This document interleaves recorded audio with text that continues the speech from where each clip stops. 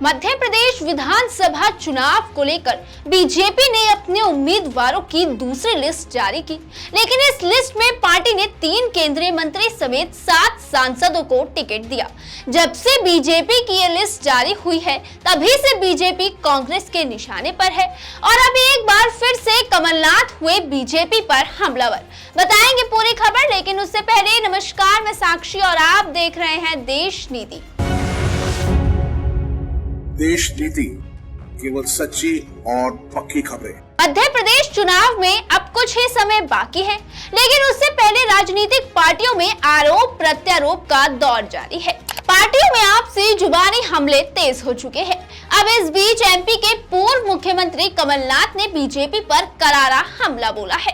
दरअसल बीजेपी ने मध्य प्रदेश में विधानसभा चुनावों को लेकर अपने उम्मीदवारों की दूसरी लिस्ट जारी की, जिसमें पार्टी ने केंद्रीय मंत्रियों समेत सांसदों के नाम शामिल किए, जिसे देखकर खुद केंद्रीय मंत्री हैरान थे कि उनका इस लिस्ट में नाम आ कैसे गया। खुद वो इस बात से आहत है कि केंद्रीय मंत्री होकर वो विधायकी का चुनाव लड़ेंगे। अब बीजेपी की लिस्ट में केंद्रीय मंत्रियों के नाम शामिल करने पर कमलनाथ ने बीजेपी पर हमला बोलते हुए कहा कि बीजेपी के कथित बड़े लोग पार्टी के दबाव में बेमन से लड़ेंगे और हारेंगे तो जनता के खिलाफ हो जाएंगे, जिसके कारण जनता उनकी उपेक्षा और उनके उत्पीड़न का शिकार होगी। इसके अलावा कमलनाथ ने अपने ट्विटर यानी कि एक्स पर पोस्ट लिखते हुए कहा, बीजेपी जितने सजावटी उम्मीदवार ला रही है, जनता का आक्रोश भी उतना ही ज्यादा बढ़ रहा है।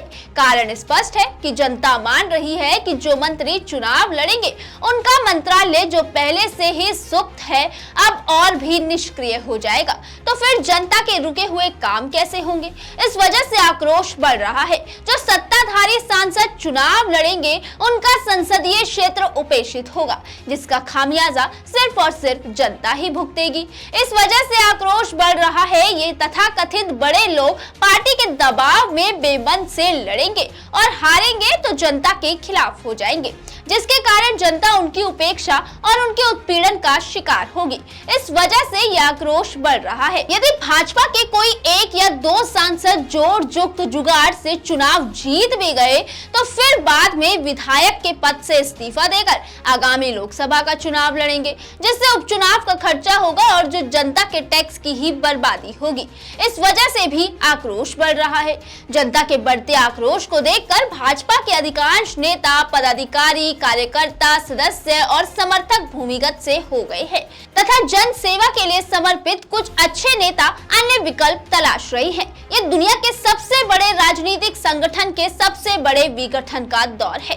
वैसे आपको बता दें कि देखिए, ऐसा बीजेपी पहली बार नहीं, इससे पहले बंगाल और त्रिपुरा में भी अपने सांसदों को विधायकी का चुनाव वो लड़वा चुकी है, लेकिन इनका ये फॉर्मूला बंगाल में तो फेल हो ही चुका है और त्रिपुरा में भी 1 सीट से हारती हारती बीजेपी बची। देखा जाए तो बीजेपी का ये फॉर्मूला तो पहले से ही फेल है और मध्य प्रदेश में उनकी जो हालत है वो बीजेपी के लिए पहले ही चिंताजनक है। अब बीजेपी का ऐसा करना कहीं ना कहीं उनके अंदर के डर को दर्शा रहा है, लेकिन बीजेपी को ये करना कितना भारी पड़ेगा ये खुद कमलनाथ ने अपने इस ट्वीट से बिल्कुल साफ कर दिया है। वैसे आपकी इस खबर पर क्या राय है, कमेंट कर हमें जरूर बताइएगा और ऐसी तमाम खबरों के लिए सब्सक्राइब करें हमारे चैनल देश नीति को। ऐसी खबरों के लिए आप हमारे फेसबुक पेज को भी फॉलो कर सकते हैं। तब तक के लिए धन्यवाद। मिलते हैं आपसे अगली वीडियो के साथ।